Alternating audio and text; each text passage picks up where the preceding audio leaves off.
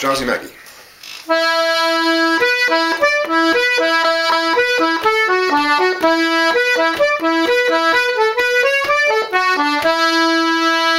I'm using my third finger to do the jumping about here. You could use 2 and 3 if you wanted. I find it easier to hop around. Another thing about this first part of the tune, which is in E, Dorian if you like, E minor, is that it's mostly on the pull, so your bellows will gradually extend outwards unless you use the air button to bring them back in, and this requires mastering the trick of playing a note while tapping the air button, yanking on the air button. We don't, in this first phrase we have a couple of push notes. There's one.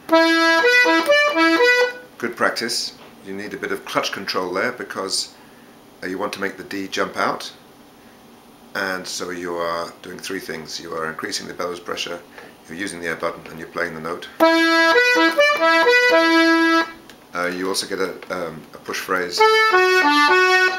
On that little linking phrase you can use the air button there as well.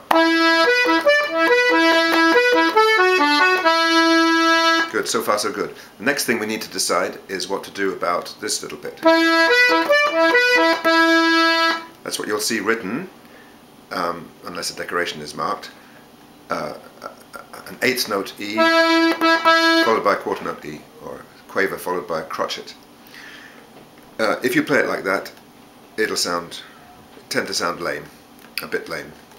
Well, more than a bit. So we want to do something more interesting.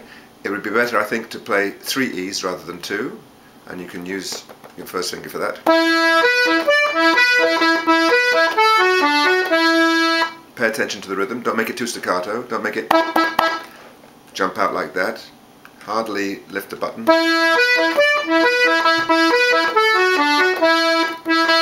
And also give a little bit of extra bellows pressure for the second note.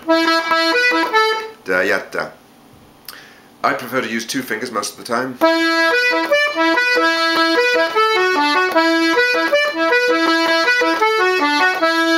Which is smoother, very smooth in fact. Sometimes you can hardly distinguish it, but you can feel the pulse.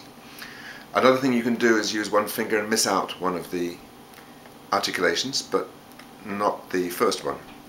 You sort of slur between the notes.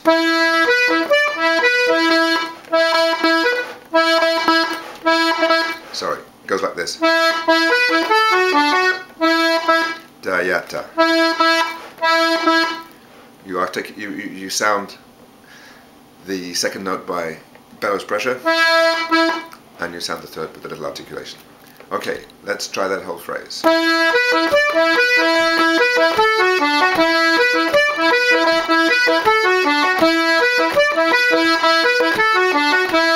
Going on.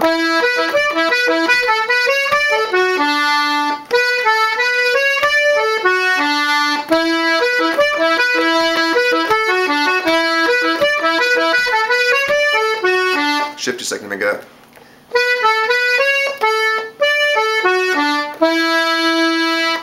And on we go. I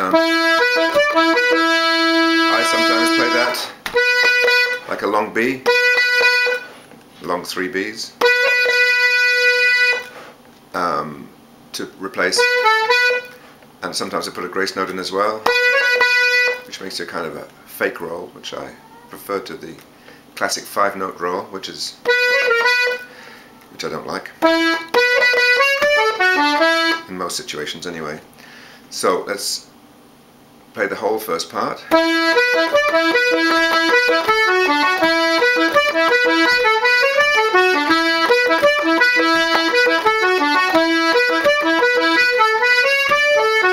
we go back up, and we need to start the second phrase on a D. I'm on my second finger here. I like to start that D on my second finger, so I jump. And sometimes I smooth it out with a C-sharp grace note.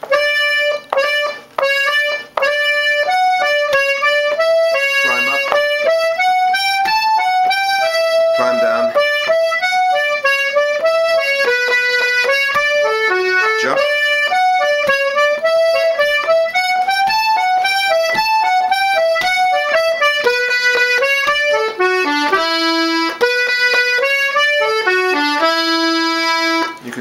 little figures starting on either finger, depending on where you are in the tune.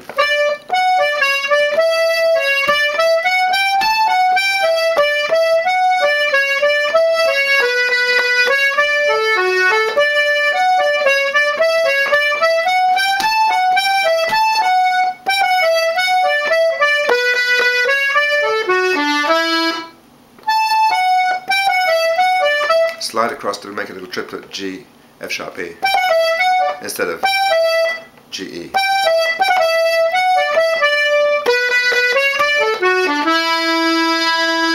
And it's also nice to use octaves.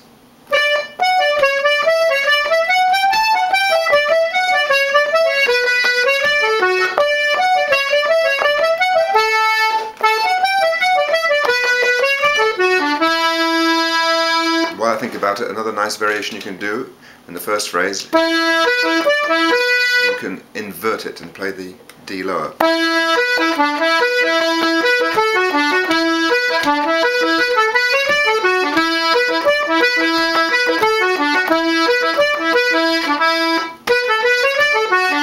I'm getting mixed up there. Let me try and play the whole tune for you.